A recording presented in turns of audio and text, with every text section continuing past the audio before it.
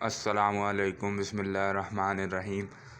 तो after a long time कुछ मसरूफ़ियत की वजह से मेरी वीडियोस नहीं आ रही थी चैनल पर। तो आज टाइम फ्री है तो मैं आपको एक बहुत अहम टॉपिक के बारे में बताने जा रहा हूं, जो यूट्यूब सीरीज़ में एक नई वीडियो है। वीडियो में मैं बताऊंगा how to understand real time subscribers and views.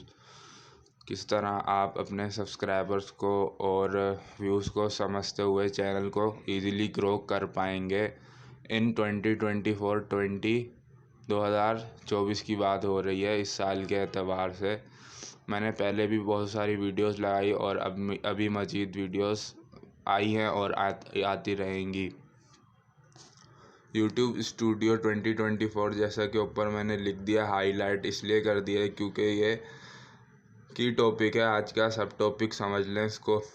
और ये उन तमाम फ्रेश क्रिएटर्स के लिए जो अभी यूट्यूब को ज्वाइन कर चुके हैं और उनको समझ नहीं लगती यूट्यूब स्टूडियो के बारे में स्पेसिफ़िकली, और जो पुराने हैं उनको कुछ मालूमात है और कुछ मालूमात इस वीडियो से मिल जाएगी। उम्मीद है इस वीडियो को आप पूरा वॉच करेंगे और वीडियोस को पूरा किए बगैर स्किप मत किया करें, क्योंकि इसमें कुछ ऐसे अहम पॉइंट्स होते हैं जिनका सुनना देखना बहुत ज़रूरी होता है। तो चलता हूँ वीडियो की तरफ।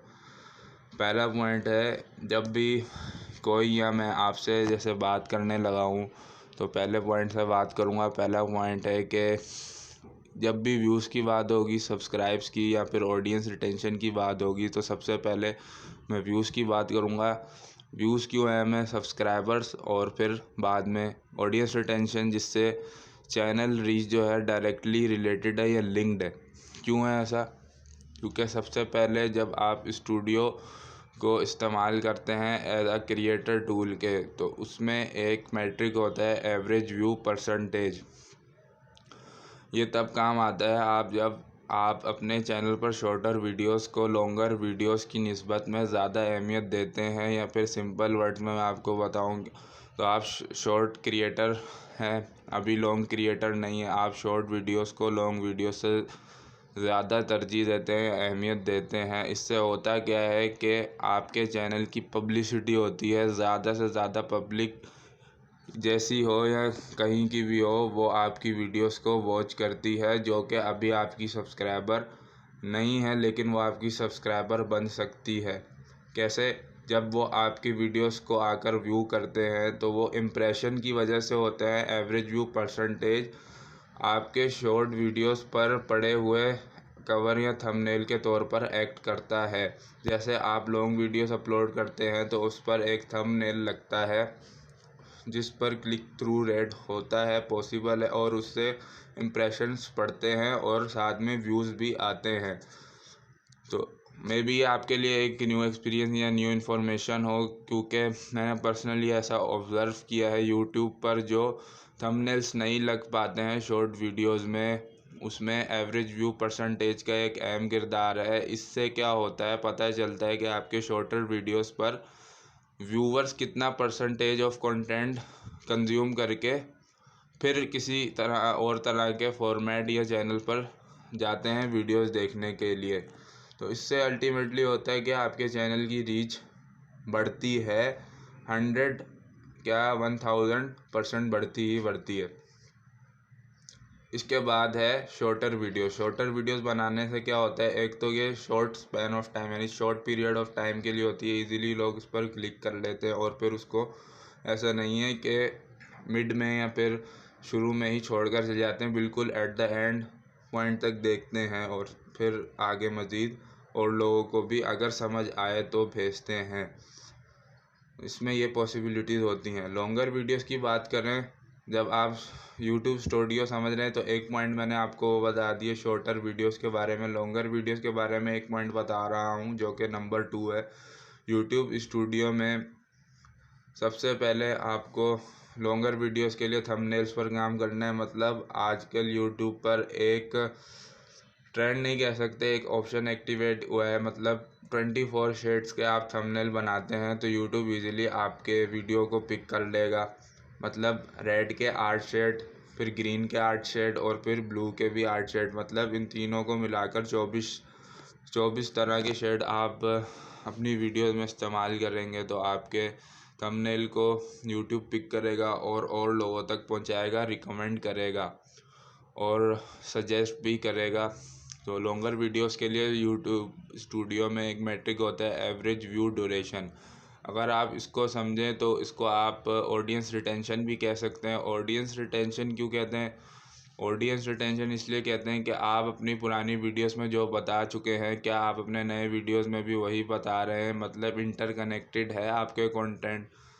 मतलब आप पहले जो बना रहे थे, क्या उसी दिलचस्पी से लोग आपकी अभी वाली वीडियोस को भी देख रहे हैं? अगर ऐसा नहीं है तो फिर आपका चैनल ना तो ग्रो होगा ना ऊपर जाएगा। वो इसलिए नहीं जाएगा क्योंकि आपके जो कंटेंट में रेलिवेंस की कमी होती है। मतलब एक ताल्लुक़ होता है नई और पुरानी वीडियोस का। अगर पुरानी वीडियोस को ही लोग नहीं देखेंगे तो नई वीडियोस को भी नहीं देखेंगे और आपके चैनल की जो इंगेजमेंट है वो ख़राब होगी, जो डायरेक्टली कनेक्टेड है इस मैट्रिक्स से। यूट्यूब स्टूडियो में आपको देखने को मिलता है आसानी से एवरेज व्यू ड्यूरेशन। अच्छा, यहाँ पर आपने क्योंकि इतना सब कुछ ख्याल कर लिया तो आपको इनके लाइक्स और डिसलाइक्स के बारे में भी इन्फॉर्म रहना चाहिए। अगर आप इन्फॉर्म रहेंगे, अपडेट रहेंगे कि लोग किस तरह के टॉपिक्स या चैनल्स को ज़्यादा पसंद कर रहे हैं और किस तरह के टॉपिक्स और चैनल को नापसंद कर रहे हैं, मतलब उनको समझ नहीं आती। तो अगर आप इसको देखते हैं तो ये आपके रिटर्निंग व्यूअर्स बन सकते हैं और ये आपके सब्सक्राइबर्स हो सकते हैं, होते हैं, हो सकते नहीं, होते हैं। और शॉर्टर वीडियोस में ये होता है कि ये आपके सब्सक्राइबर बन तो सकते हैं लेकिन अभी वो आपकी वीडियोस देख रहे हैं हाल में। इसके बाद आता है, अच्छा, लॉन्गर वीडियोस में एक पॉइंट मैंने आपको नहीं बताया, इसमें आपका वॉच आवर भी बहुत मैटर करता है। अगर आपके चैनल की इंगेजमेंट ही ज़्यादा होगी तो फिर ही आपके वॉच आवर्स में जल्दी इजाफा होगा और आपका क्राइटेरिया जल्दी पूरा होगा, किसका? 4000 वॉच टाइम का। इसके अलावा चैनल रीच का मैंने बता दिया किससे ताल्लुक़ होता है और चैनल इंगेजमेंट का बता दिया किससे ताल्लुक़ होता है, with the perspective of YouTube Studio in 2024। 2024 में ये बातें समझना बहुत अहम है। अगर आप यूट्यूब को अपना करियर या अपने सेकंड वर्क के तौर पर करना चाहते हैं या फ्री टाइम में करना चाहते हैं तो फिर ये बातें आपको पता होनी चाहिए।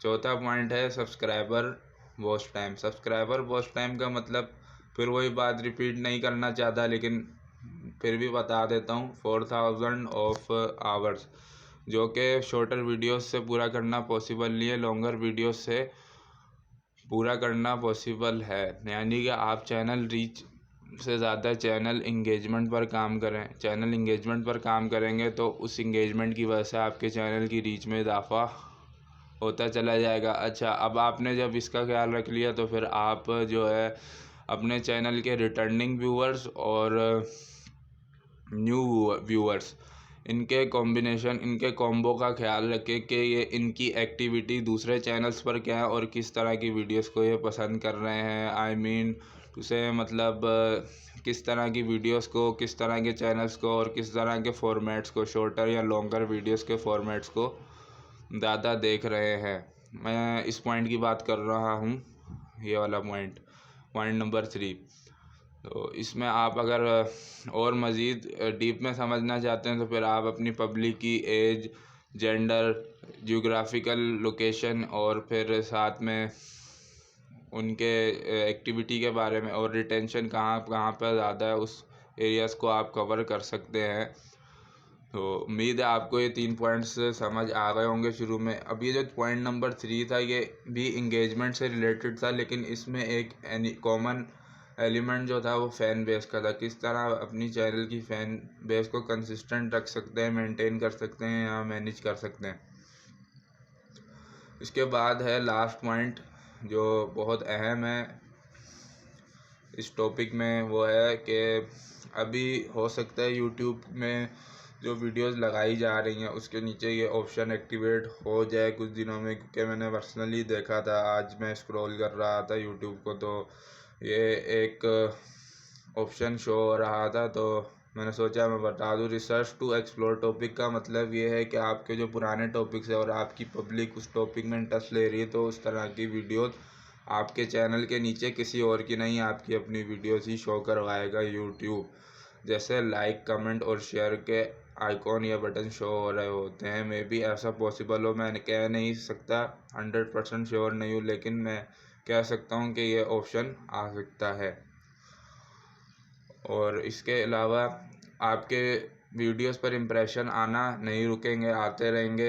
इससे फ़ायदा ये होगा, और फिर आपको डिसलाइक्स और लाइक्स का भी पता चलता रहेगा, और इस तरह के लाइक, कमेंट और शेयर जैसे मैट्रिक्स जो होते हैं उनको भी समझना आसान हो जाएगा, और आपके चैनल की जो विजिबिलिटी है वो बढ़ जाएगी। यानी कि आप पब्लिक चैनल रखते हैं या पब्लिक वीडियोस बनाते हैं, प्राइवेट और अनलिस्टेड की बात नहीं हो रही, पब्लिक वीडियोस और कंटेंट की बात हो रही है, तो ये ज़्यादा विजिबल हो जाएंगे उन लोगों तक जो यूट्यूब पर ऑन लुक करते हैं, ऑनलाइन देखते हैं, एक्टिवली यूज़ करते हैं यूट्यूब को, उस वक्त जब ये वीडियोस यूट्यूब सामने रिकमेंड करता है या सजेस्ट करता है। अब आपने करना क्या है कि मेरी इस वीडियो के नीचे कमेंट सेक्शन में एक अच्छा सा कमेंट कर देना है, साथ में शेयर करके लाइक करना है, और लाइक करने के बाद एक सब्सक्राइब कर देना है, बेल नोटिफिकेशन बार को प्रेस करना है, ताकि आपको ओकेजनल अपडेट्स आती रहें, मिलती रहें, ताकि मैं इस तरह की मज़ीद और वीडियोस लगाऊं, बनाऊं, और इस तरह आपको बताता रहूं जो जो चेंजेस हो रहे हैं यूट्यूब के एल्गोरिथम में या यूट्यूब के खुद में। तो मेरी इस वीडियो को पूरा देखने के बाद शेयर लाजमी करना है। खुदा हाफिज़।